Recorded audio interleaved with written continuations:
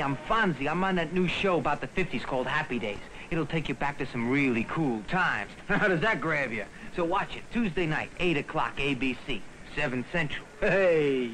Tuesday, Fonzie's bah humbugged by a Christmas surprise from his long-lost dad. I haven't seen him since I was 3 years old. He sends me a package. Whoa. On Happy Days, then Laverne and Shirley get into the holiday spirit by helping the less fortunate raise some Christmas cash. Then Karen and Richard Carpenter celebrate Christmas with Christy and Jimmy McNichol, Gene Kelly, and Georgia Engel on the Carpenter special, A Christmas Portrait. Tuesday on ABC.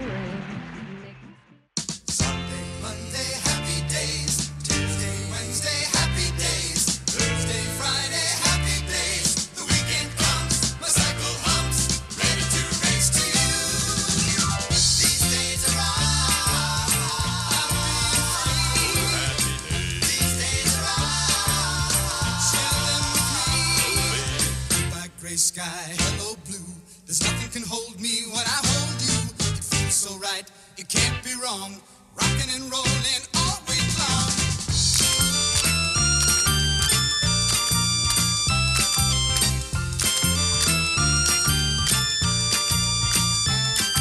Sunday, Monday, happy days. Tuesday, Wednesday, happy days. Thursday, Friday, happy days. Saturday, what a day.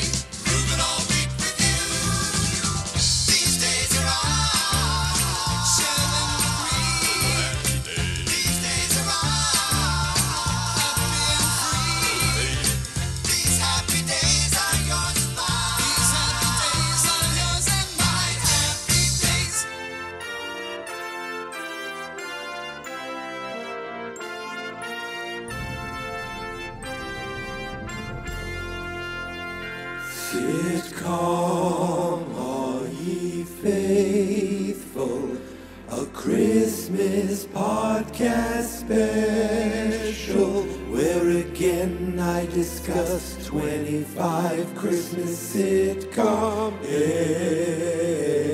episodes.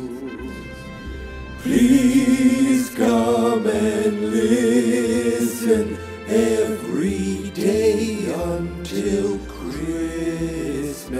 I'm sure we'll feature Balky, Gilligan, and Young Webster, Rose Nyland, Eric Foreman, and definitely Mork. We'll definitely talk about Mork.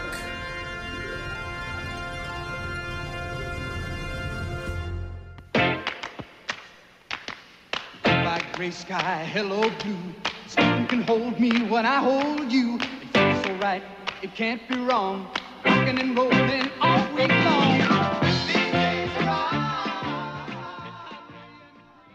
Merry Christmas, everybody. Merry Christmas. We did it. We're here. And this is the end. My only friend, the end. I can't believe it. It's day 25. It's the 25th of December. And it is Christmas Day. And I'm here for this year's season finale of Sitcom All Ye Faithful. And for some reason, I feel like I have a much more adult voice this evening. How's everybody doing? Hi there. I don't know why it happened. I feel like I've filled up a little bit. My nose is a little runny, and I'm a little stuffed up, and I don't know exactly when it happened. Today, well, it's Christmas Day, everybody. Wink, wink. But I think a lot of it happened recently. Maybe just because I believe my wife was chopping onions. She must have been. We were watching. We spent some time the evening of this recording. Let's just, theater of the mind. It's Christmas Day, everybody. But we spent the time the evening of this recording watching A Christmas Story Christmas, which I kind of loved. Okay, I kind of loved it. I thought Peter Billingsley was great. Was it a perfect movie? No. But it was exactly what it should have been. And it was just, it was so enjoyable, and there were moments where I teared up, and I'm wondering if that had something to do with it. But then, on top of that, I watched a certain television program that also had me tearing up, even though I've seen this episode so many times. Ladies and gentlemen, back again for another season finale of Sitcom All Ye Faithful is my favorite show of all time, Happy Days. Whereas last time, I was talking about Season 1 from 1974. This time, I'm here talking about Season 6 from 1978. Season 6, Episode 16, simply titled Christmas Time, because it's Christmas time in Milwaukee. And you say 74 to 78, how does that work? Well, the first season of Happy Days premiered in 1974, and the second season of Happy Days premiered in 1974 as well. See, it was like a short first season, and then it came back in the fall, and boom, then it went on to be one of the greatest shows in history. And I could say that without any, I'm not being ironic or anything. It was a juggernaut. Whether you loved it or hated it, whether you look on years later and realize the show, how it changed, how it became the Fonzie show, how Fonzie grew a beard and he was teaching mechanics to Eugene, and there was Flick, and there was Roger, and there was different Arnolds. Whether Richie's gone, and all of a sudden Potsy has a lot more to do, and then Chachi shows up, Chachi and Joni leave, Chachi and Joni come back. And of course the Jump the Shark, but the Jump the Shark was still with Richie. It still went on for years after that, which is why the term Jump the Shark became what it was. But those characters, those actors became like superstars. Fonzie was a superstar. Okay, they had cartoons. They were on lunchboxes. I don't know I feel like I had a Mork and Mindy lunchbox. I don't think I had a Happy Days lunchbox. But they had, there were spin-offs. Not one, not two, not three, but 4 spin-offs. 2 of them have been on Sitcom All Ye Faithful, because Mork and Mindy and Laverne and Shirley are spin-offs. Then you got Joni Loves Chachi. Then you got, Blasky's Beauties. There was a show that I didn't even know about till a few years ago, that Al was on, but he played a different character. He played like Al's brother or something like that. But this show was a juggernaut. It was a juggernaut not only originally when it was on, but then it would be just on TBS, the Superstation, all the time. And now it is so goddamn hard to find. You go to Paramount Plus. Yes, it's streaming on Paramount Plus. Guess what's streaming? 1 season. I think it's only the 2nd season, which is how I got the Christmas episode last year. This year, I'm like, okay, fine. I can't stream it for free. Let me buy it. I can't find a place to buy it. So how the heck did I watch it? I'm not telling you, because it wasn't on YouTube. It is on YouTube in different parts, but I found it, and you just keep searching, you find it. And I was able to find it, and I was able to watch it. And yes, I've seen this episode multiple times, but you know what? It gets me. It gets me. The main gist of this episode is Fonzie gets a pack. It's Christmas time in Milwaukee, as we know. And a guy shows up at the Cunningham door to give Fonzie a package. Before that, we find Joni and Mrs. C. They're all excited. They went shopping for Christmas. I don't have any notes here, so I'm going on memory. I just watched it, though. And they went shopping, and I'm taking advantage of my grown-up voice for as long as I can. They went shopping that evening. They went to a department store and got all kinds of gifts for different people in the family. And then there was a knock at the door, and it was someone was mumbling. It was young Richie Cunningham. He was freezing. Richie took a job at the post office, and he's delivering letters. but it's so cold out there, he wanted to work outside. It's so cold that the scarf froze to his face. And while they bring Richie over to the fire, Dad comes home. And what I love about, and I know you'll say the earlier seasons of Happy Days were felt more like a movie because they were shot more like a movie. These were that time where sitcoms, well, I guess they were always there were many shows already like this, but they don't do it as much anymore. But this show was shot in front of a live studio audience, and it's acted like it's a play. It's acted like it's for the people in the audience. Like they're coming in and they're projecting to the back of the room. So it's almost like you're watching a play, which I'm okay with. I kind of love because it pulls at those nostalgic feelings. So Howard comes in and he's like, "Hey everybody, guess what? Guess what I brought home?" And Joni's like, the tree. And he has this package under his arm and they're like, "This is great." And Richie says, "I'll help you, Daddy." He goes, No, you don't have to help me. Besides, because I have it right here. And under his arm, he's holding a box. And you can hear people in the audience go, "Oh, ho, ho, ho."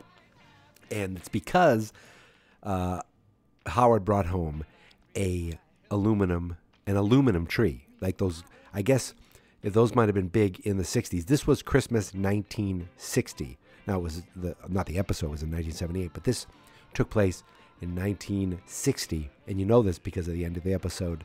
I'll get to that, but that's how we know this.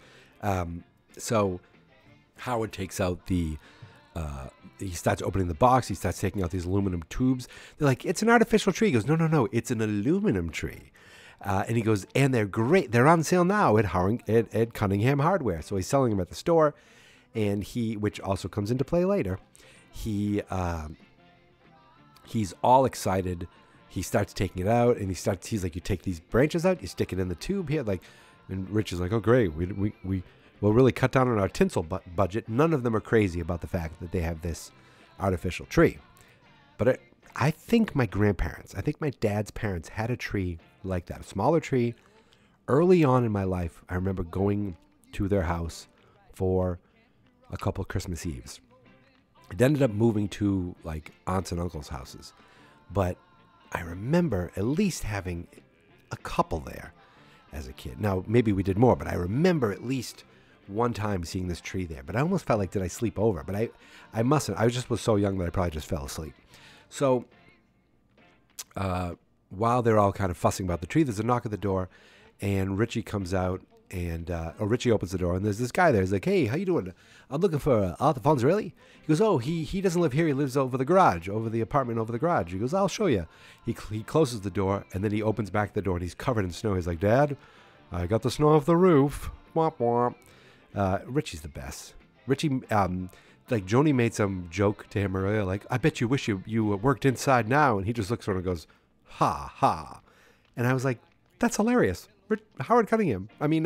Ron Howard, Richie Cunningham, hilarious. So Richie goes off to show this dude that's dressed kind of like a sailor, not like a sailor, but like a man who works like a fisherman, kind of like a black coat and a black hat. And we cut up to Fonzie's apartment, and he's up there with three girls, and he's having them help him wrap gifts. And he's like, he makes a joke, and they giggle. And he's like, if that tickles your funny bone, he goes, later I can show you to tickle something else. I think he means their genitals. I don't know, but he was definitely ready to get it on with all three of these girls, or at least go on a date with them like a good boy. I don't know. Fonzie, he's like Hawkeye, Hawkeye definitely was going around with all these different girls. Fonzie, maybe he just dates them and goes to Inspiration Point or Blueberry Hill and necks with them. I don't know. But they there's a knock at the door, and Richie doesn't go with him. Richie just shows him where it is. There's a knock at the door, and he answers it, and he's like, "Hey, how you doing? I have a package for Arthur Fonzarelli." He's like, "Oh, great. He goes, "Yeah, it's from his father." And he looks at him and is like, everyone out. or actually first, I don't know if he says it right away. Well, no, maybe right when he says it from his father, he's like, all right, girls, everyone out. I'll see you later. Like, he kicks them, the girls right out, and they're like, yes, they run out, just obeying Fonzie completely. And this guy says, listen, I met your dad in Singapore. And he's like, he's in New Jersey? He goes, no, it's in the Orient. I met him in Singapore, and he knew I was shipping out, and he knew I was coming home, and he asked me to deliver this for you. He's like, I ain't got nothing to say to that guy. He goes, I don't want this gift, and he takes it still, and he's like, yeah, I got to be shipping out, so I just wanted to let you know that you have that. He goes, the guy abandoned me when he's 3 years old. He just has you deliver a package, and you think that's supposed to do something? I don't want nothing. I got nothing. And then the guy says, is there anything you want me to say to him? He says, I don't got nothing to say to him. He's like, okay. He's like, all right, thank you. Merry Christmas. Merry Christmas. And the guy leaves. You take care. And then Richie's right there. You hear squash, squash, squash. He's like, come on in, Cunningham. I don't know if he called him Red then, but he's like, how'd you know it was me? He goes, I can tell the sound of your galoshes anywhere. And he's like, what are you doing? He goes, oh, I'm just getting gifts ready. Check this out. And he shows them these rings. And they say, to my one true love. He's like, oh, that's nice. Who are you giving that to? He says, everybody. Oh, because he goes after every girl in town. And he goes, look, and this actually made me laugh. He goes, it's resizable. And he goes, one size fits all. So he can buy the same ring. Doesn't have to size it and just give it to every girl. That had me laughing. And just Henry Winkler's delivery in this. You know what? You see Henry Winkler years later on Barry, and you're like, this mofo can act. And I remember him on Arrested Development, realizing how brilliant he was on that, realizing that. He shows some acting chops in this one. He shows acting chops constantly. Remember when Richie was in the hospital? He's like, God, please, I love him. He's my friend. Or when he couldn't say, like he was afraid to say, I was wrong. Like he couldn't do that. Oh, amazing acting chops. But he shows him in this episode too. So Richie's like, oh, what's that package there? This brown package. He goes, oh, that's nothing. It's just a gift from my old man. A gift from your father. I don't want to talk about it. I don't want nothing to do with it. That guy abandoned me. He has some other guy drop it off. I don't want nothing to do with it. But Richie was persistent. So we cut over to Arnold's, and I guess Fonzie's in his office, which is the men's room. It wasn't a big men's room, so maybe it just showed more. There was more off camera. That was really where he set up shop. But he's in there, and Richie's Ralph and Potsy are there, and Lori Beth and Richie show up, and they're all kind of arguing. He sees Richie and Lori Beth, his girlfriend, arguing, and the friends are like, "What?" Ralph and Potsy are like, "What are you arguing about?" It's like, "Don't butt in. We're arguing." And it turns out they set a limit for gifts, and Richie went over the limit. But they talking about how all the friends set a limit for gifts, and Lori Beth was just considered one of the friends. It's like, no, Richie, you have to get a better gift for Lori Beth. That's your girlfriend. And he did go over the line, and Lori Beth stayed in within the limit, and Richie's like, who cares? And they started arguing, and they kept arguing about it, and they were like, well, that's okay, you went over the limit. His friend said it, and he looked at Potsy and Ralph. He goes, no, I stayed in the limit for you guys. Oh, I see. So then they got mad at him. So they are like, come on, let's go to the department store and see if we can talk to Santa, see if we get a list of bad girls. I was like, oh my God, you horn dog, Ralph Mouth. And Lori Beth's like, I gotta go too. I'll see you later. And she leaves. She's like, sometimes being your boyfriend's so hard. He's like, what did I do? He's talking to himself, but he's all upset. So Fonzie comes out with a couple ties, one that has like this like hula girl on it, and one that's just blue. And he's like, I'm trying to pick a tie for your dad. Which one should I get? He says, I think I'd go with the blue. He's like, yeah, I'll give the other one to Al. And then Richie starts bringing up the gifting, and he's like, listen, I don't want to talk about it anymore. But he kept going, and it was pretty funny. But he was like, I don't want to deal with it, all right? I'm going back to work on my gifting. I don't want to talk about it anymore.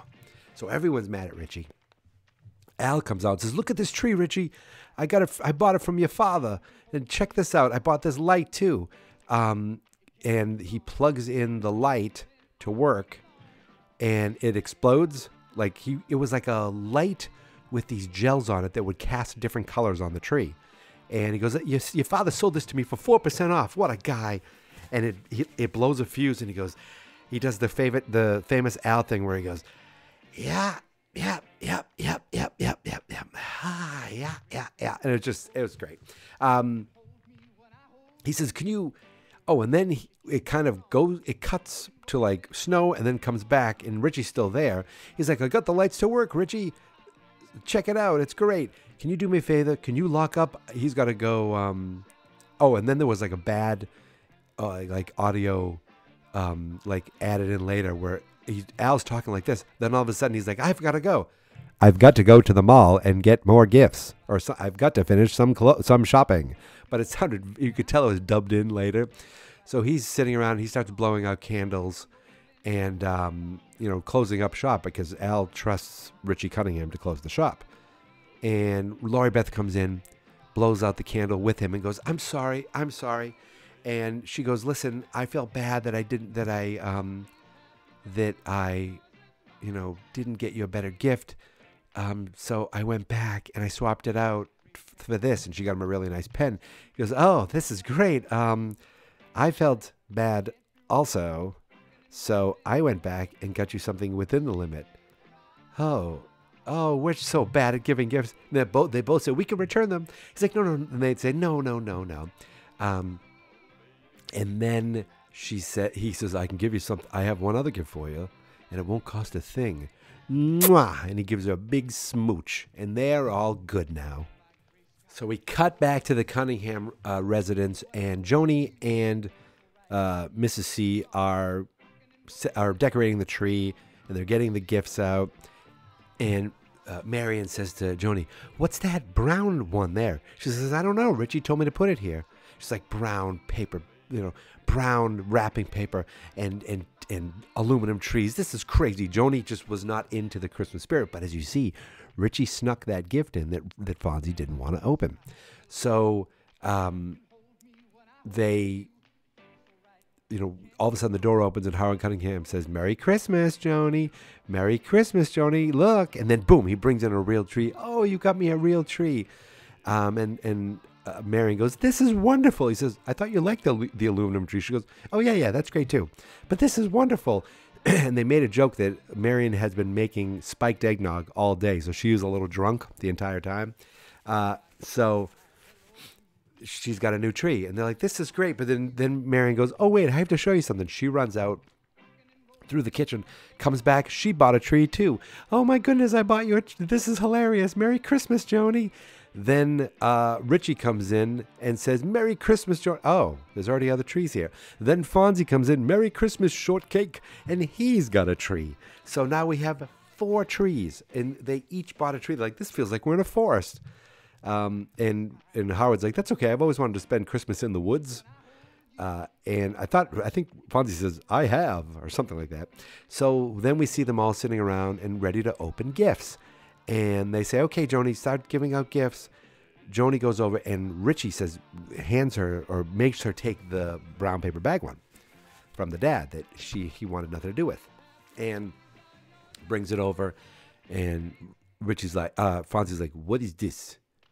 I think this, I don't know why he sounds like Giles Bronson all of a sudden. What is this? He said, I think you gave me the wrong one, short stuff. She says, no, that's the rules. You have to open it. That's tradition. Those are the rules. Come on, Fonz, open it. Why does he want to open it? Because it's from his old man. And Marion goes, ooh. He's like, calm down, because Marion's drunk. So Fonzie finally gives in to Joni's like pushing the fact that he has to open it. And first he reads a letter that was attached to the package. In the letter, well, you know what? I'll let Fonzie tell you. Son,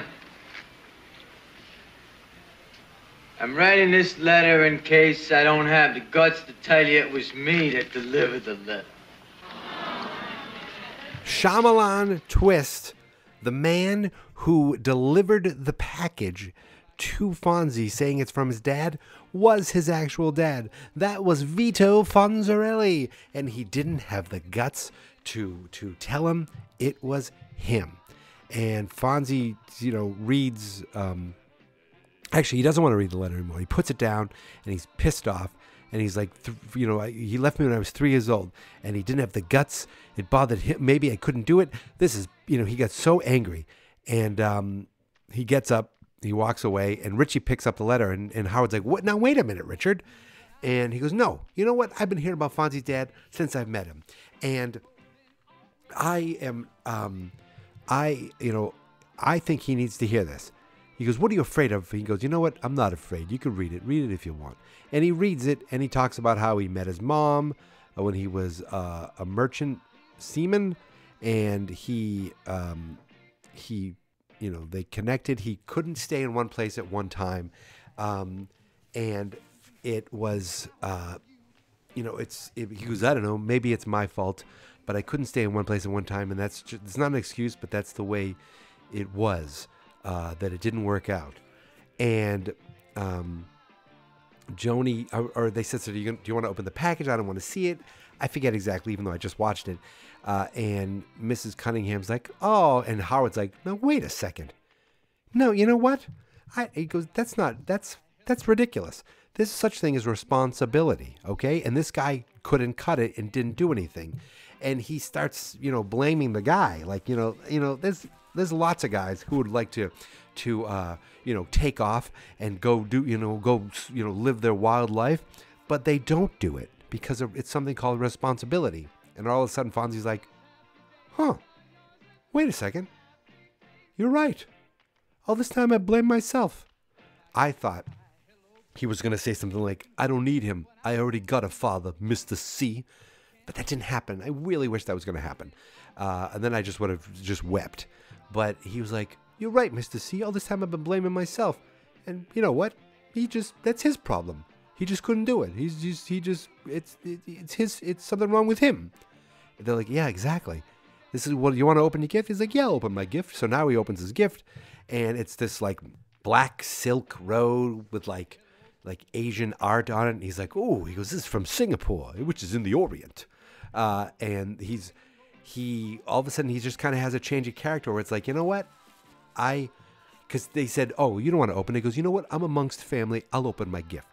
He has a family now. And, all this time he thought his dad rejected him when it really was just his dad was just couldn't handle it because he's, just not a good enough person. I'm sorry. I'm on Howard Cunningham's side. I don't have kids, but I'm sure if I did have kids, I'd at least visit them twice a year, do the responsible thing. Goodness gracious. Oh, Vito Fonzarelli, you go straight to hell. So he tries it on, and he's all happy about it. And then there's a knock at the door, and it's Ralph and Potsy, and they go, "Guess what? We have a surprise." And Joni goes, "What? A Christmas tree?" And Potsy's like, "You told her." And they bring in a Christmas tree, and they go, "Oh my God, they must have had a sale on Christmas trees because the house is filled with them now." And then they go, "Richie, we're sorry about everything, and we got you a gift." And you could tell it's a hockey stick wrapped. He goes, "Oh, cool, a hockey stick." Even though it was wrapped, Potsy goes, "You told him." And then a knock at the door, and Al's there, and he goes, "Joni, Merry Christmas, Joni." And he brings in another Christmas tree. And there were just so many Christmas trees. And you know what? I loved it. I loved the gag, and I wished it just kept happening. I wish, Lori Beth showed up with a Christmas tree, and Al was there. Arnold's out of town. Not many other people could in the main cast then, but in the future, they should just keep bringing Joni Christmas trees. Because guess what? We'll be doing the show as long as there's a Happy Days Christmas show. The sitcom All Ye Faithful shall prevail and live on. So that was the end of the episode. Oh no, I'm sorry. The episode ended actually with them all standing around and posing for a photo.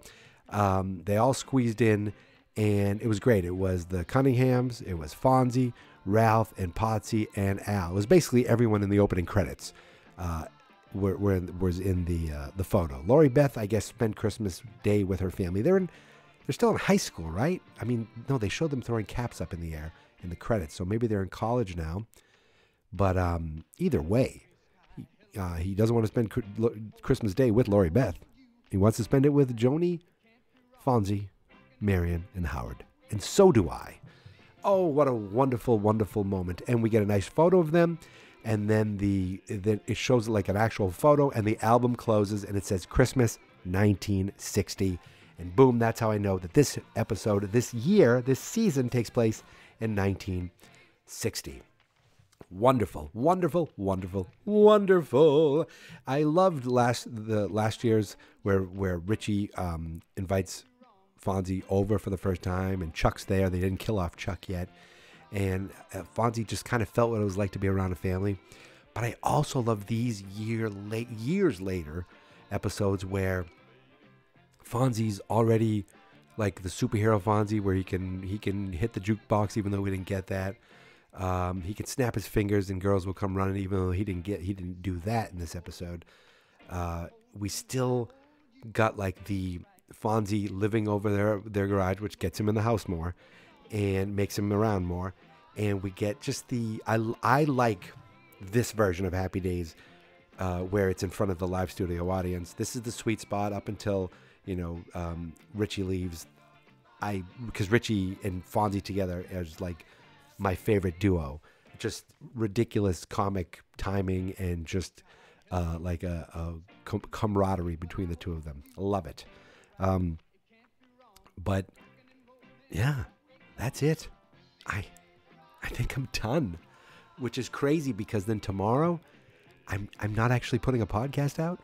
I'm not recording and watching something and looking for clips on YouTube. And oh my God, I did it. 25 more days, 25 more podcasts. Wow.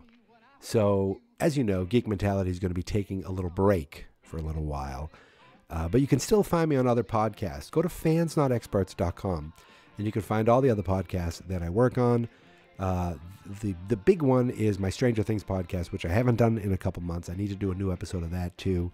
And Fine Movies, Fine Spirits, which I do with some friends of mine, one of which has appeared on this year and last year's episode of Sitcom All Ye Faithful. My friend Chris, I want to send a shout out to Chris, a shout out to Jay, a shout out to Eric, and even a shout out to my cousin Brandon for all joining me on episodes this year. And I hope to have you back again next year. And I hope to have you back, if you're up for it, in March, because March 1st, Geek Mentality returns for Marchy McFly 3. Yes, we're closing out the trilogy of Back to the Future. 31 days of Back to the Future 3, where I watch Back to the Future 3 31 days in a row, and I podcast about it. 31 days in a row. There's no, do 2 podcasts and post, them. Oh, it's just like release them in 2 days. No. Every day you hear me in March is a day that I watched Back to the Future 3 and I talked about Back to the Future 3. Because damn it, I came up with that for some reason. But I'm glad I did.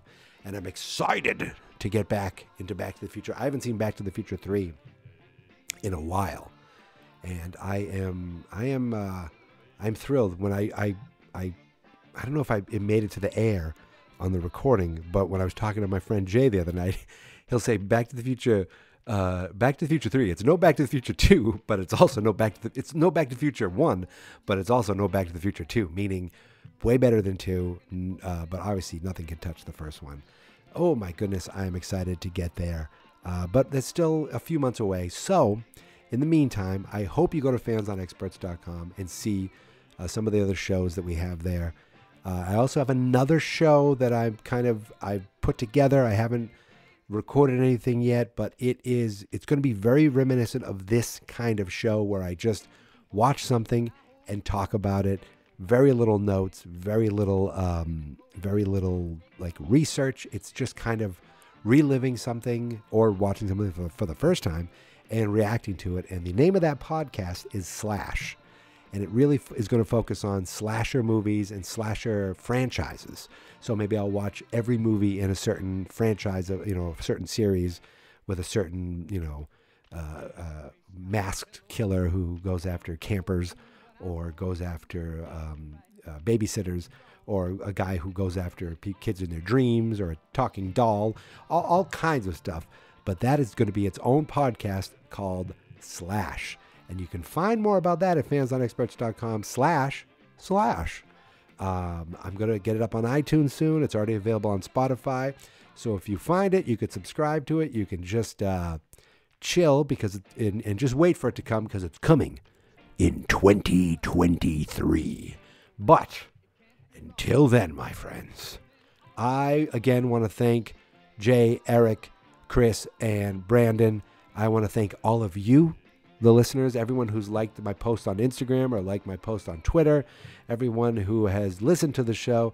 I just am appreciative that if there's even one of you who finds this show and sticks with it and listens to it, it just tickles me that people that like all over the country or all over the world even can hear me talking with my grown-up male adult voice right now.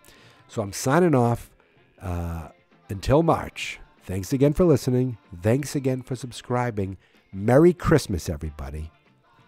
And for the last time in 2022, here is my theme song. This is my podcast. I made it.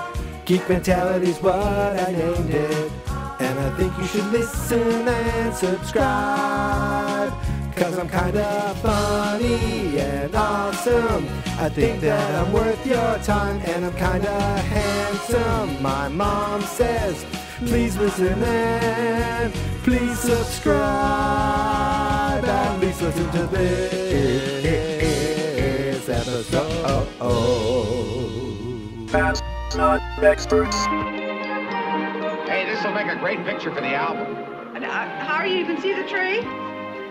Yep. Oh, dear. Now, where's my eggnog? Oh, well, the last time I saw it was next to the Christmas tree. Which one? Yeah, the aluminum. Oh. Marion, stay in the picture. Now, come on, everybody. Squeeze close together. Ouch! Well, not that close. Hey, come on, Al. Smile. I am. We're all set. Here goes the timer. Hurry up, Dan. Hurry. I hope this goes fast. My teeth are drying. Here it goes. Merry Christmas, everyone.